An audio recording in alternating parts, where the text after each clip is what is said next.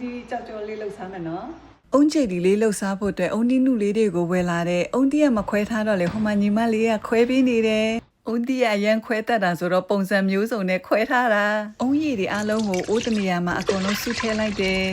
အုံးဒီနုလေးတွေကိုလည်းလေနည်းနည်းကြီးကြီးလေးရချင်လို့ဒီလိုဇွန်းလေးနဲ့ပဲချစ်ထုတ်လိုက်တယ်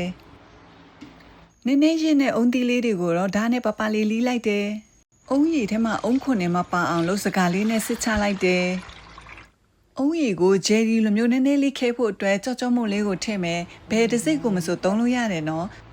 အခုအုံးရည်က6လုံးဆိုတော့ကြော့ကြော့ကို2စွန်းထည့်တယ်သူကတော့အရင်မခဲဘူးပေါ့နော်တကယ်လို့ခဲခဲပြစ်ပြစ်လေးစားချင်တယ်ဆို3စွန်းလောက်ထည့်လဲရတယ်နော်တမအောင်မွေပြီးသွားပြီဆိုရင်ဒီတိုင်းလေးပဲကို10မိနစ်လောက်ခဏထားမယ်အခုနက10မိနစ်လောက်ထားတဲ့အုံးရည်လေးကိုပုံမှန်မီးလေးနဲ့ကြိုလိုက်အောင်မယ်အရသာလေးပူစားကောင်းစေဖို့စားလေးနည်းနည်းလေးထည့်တယ်အုံးရည်နည်းနည်းလေးပွက်လာပြီဆိုရင်တကြားလေးတစွန်းနဲ့နည်းနည်းလေးထည့်မယ်အချိုသိမ့်မကြိုက်တဲ့သူတွေအတွက်ဆိုတော့ဒီလောက်လေးကတော့အဆင်ပြေပါပြီ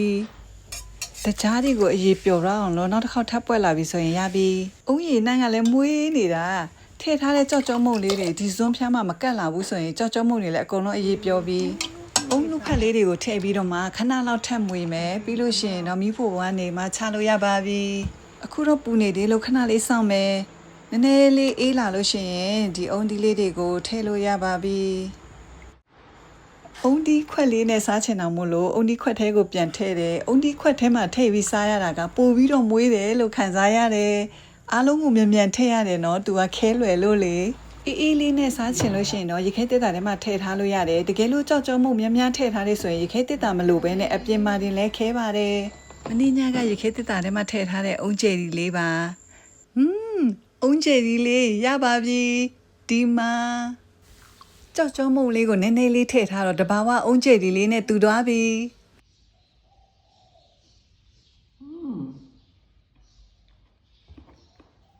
အရန်ကမွေးနေတယ်အုံဒီနဲ့မွေးလေးနဲ့အုံဒီနုကျွမွမွလေးစားရတာဆိုတော့တကယ်ကိုအရသာရှိတယ်ပြီးတော့အချိုအရန်မကြိုက်တော့ကိုယ်တိုင်လှုပ်စားတော့ပို့ပြီးတော့မှစားလို့ကောင်းတာပေါ့နော်အုံဒီရဲ့အခွန်ထဲကိုပြန်မထည့်ဘဲနဲ့အခုလိုမျိုးဘူးလေးထဲမှာထည့်ပြီးတော့မှလည်းအုံကျည်လေးလှုပ်စားလို့ရတယ်တကယ်လို့ကိုကခဲခဲလေးကြိုက်တယ်ဆိုလို့ရှိရင်ကြောက်ကြောမုံလေးကိုတစွန်းပို့ထဲလိုက်လို့ရှိရင်အခုလိုမျိုးခဲခဲလေးရပါတယ်နော်လှုပ်တဲ့နည်းကလည်းတကယ်ကိုလွယ်တယ်